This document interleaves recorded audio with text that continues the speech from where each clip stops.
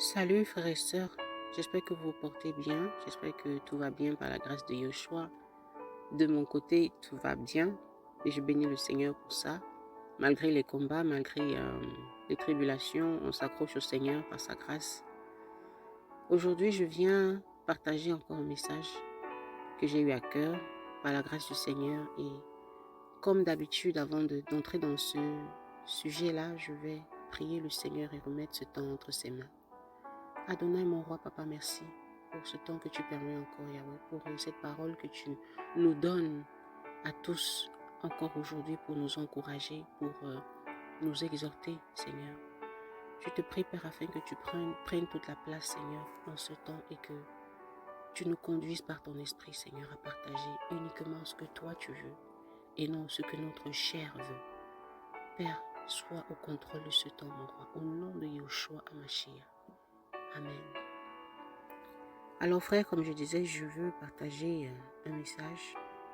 C'est un passage qui m'a aussi beaucoup encouragé et interpellé. Et ça se trouve dans le livre de 2 Rois, le chapitre 7. Je vais lire à partir du verset 1.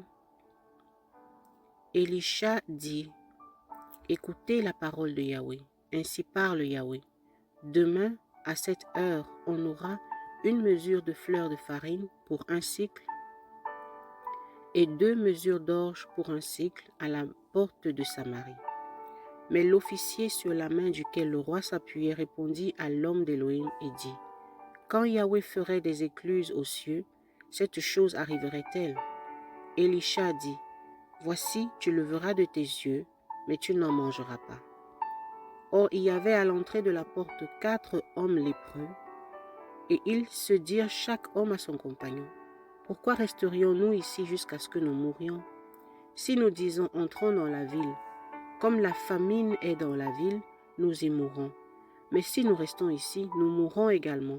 Allons nous jeter dans le camp des Syriens. S'ils nous laissent vivre, nous vivrons, et s'ils nous font mourir, nous mourrons. » Ils se levèrent au crépuscule pour entrer au camp des Syriens. Lorsqu'ils furent arrivés à l'extrémité du camp, voici, il n'y avait personne. Adonai avait fait entendre dans le camp des Syriens un bruit de chars, un bruit de chevaux, et un bruit d'une grande armée, de sorte qu'il s'était dit chaque homme à son frère, « Voici le roi d'Israël a payé les rois des Hessiens et les rois des Égyptiens pour venir contre nous. » Ils s'étaient levés au crépuscule et s'étaient enfuis, abandonnant leurs tentes, leurs chevaux, leurs ânes, et le camp tel qu'il était, et ils s'étaient enfuis pour leur âme. Les lépreux arrivèrent jusqu'à l'extrémité du camp. Ils entrèrent dans une tente, mangèrent, burent, emportèrent de l'argent, de l'or, des vêtements, et ils s'en allèrent et les cachèrent. Ils revinrent et entrèrent dans une autre tente. Ils emportèrent de là, s'en allèrent et les cachèrent. Ils se dirent chaque homme à son compagnon, « Nous n'agissons pas bien. Ce jour est un jour de bonne nouvelle. Si nous gardons le silence et si nous attendons jusqu'à la lumière du matin, le châtiment nous atteindra. Venez maintenant et allons informer la maison du roi. » Je vais m'arrêter là. Que le Seigneur soit béni. Alors, dans ce passage que le Seigneur m'a donné, ou dans ce message, le Seigneur a attiré mon attention sur les lépreux. C'est en fait le message concerne particulièrement les 4 lépreux qui sont entrés dans le camp des Syriens. Ils y sont allés sans toutefois savoir ce qui devait leur arriver, mais ils sont arrivés là-bas. Ils ont trouvé que les Syriens avaient fui le camp parce que Yahweh avait fait entendre dans le camp des Syriens un bruit de chars, un bruit de chevaux. Ils ont pris peur et ils ont abandonné leur camp. Ils sont partis. Lorsque les lépreux entrent dans le camp, on va lire au verset 8, ils sont arrivés dans le camp, ils sont entrés dans les tentes, ils ont mangé, ils ont bu, ils ont emporté de l'argent, de l'or, des vêtements, et ils s'en allèrent et ils cachèrent cela. Ils sont encore revenus, toujours au verset 8, ils sont entrés dans une autre tente, ils ont pris des choses, ils sont partis et ils ont caché cela. Mais regardons ce qu'ils disent au verset 9. Ils se dirent chacun à son frère, « Nous n'agissons pas bien, ce jour est un jour de bonne nouvelle. Si nous gardons le silence et si nous attendons jusqu'à la lumière du matin, le châtiment nous atteindra. » Ce message concernant les lépreux, en fait les lépreux ici, c'est nous, les chrétiens. Ils sont entrés dans un camp où ils ne s'attendaient pas à recevoir toutes ces grâces. Mais le Seigneur les a surpris.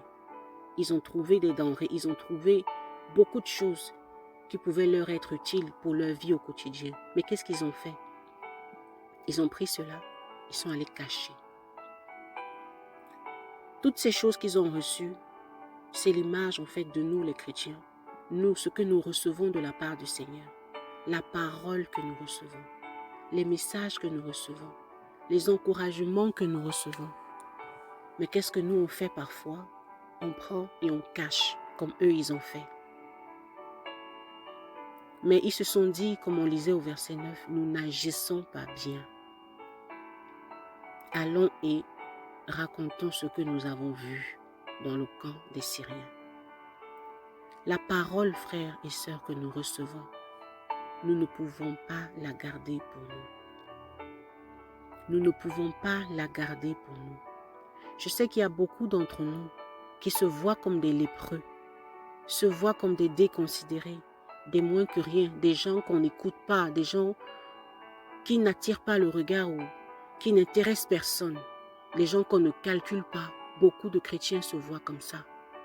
Mais sachez que vous avez quelque chose à donner aussi. Nous avons quelque chose à donner aussi.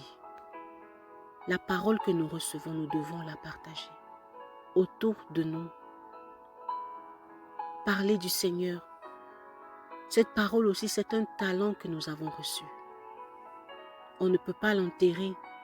Quand on parle de la parabole des talents, dans la parole, on se dit que c'est juste les dons de prophétie, les dons d'exhortation, les dons de chant et plusieurs autres dons encore.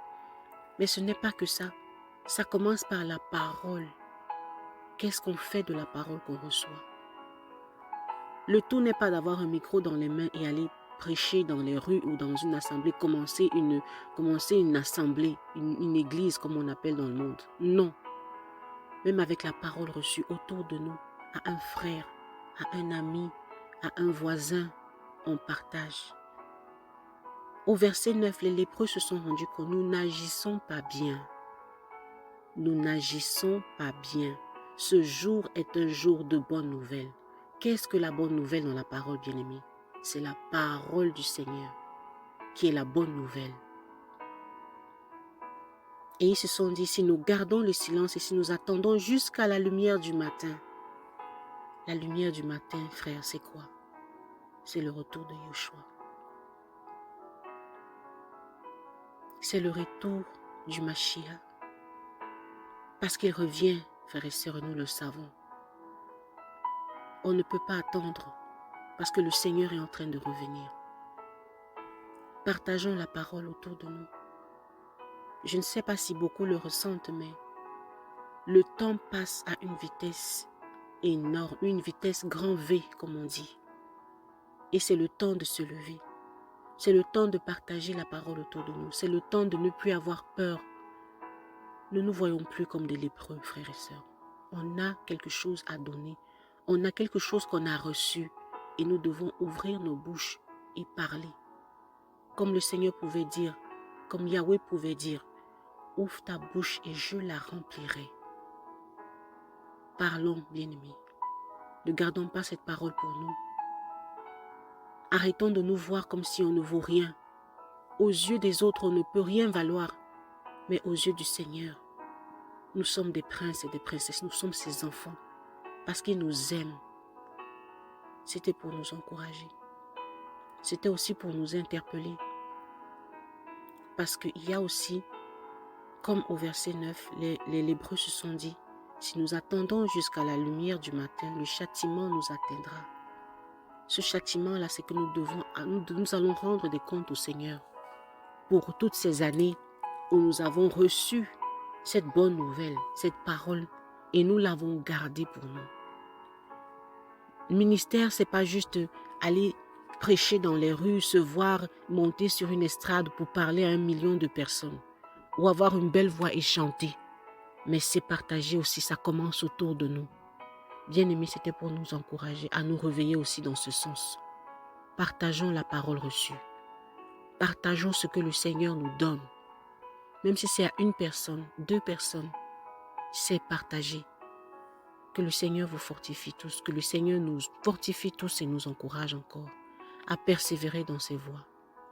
Que toute la gloire soit rendue à Yeshua. C'était juste pour partager ce petit message et j'espère que nous allons tous, comme moi aussi, vous allez être encouragés par ce message. Tenons bon frère, n'oublions pas de partager. N'enterrons pas ce talent, la parole. Partageons la parole autour de nous. Que toute la gloire soit rendue au Seigneur et soyez bénis. Au nom de Yeshua Hamashiach. Amen.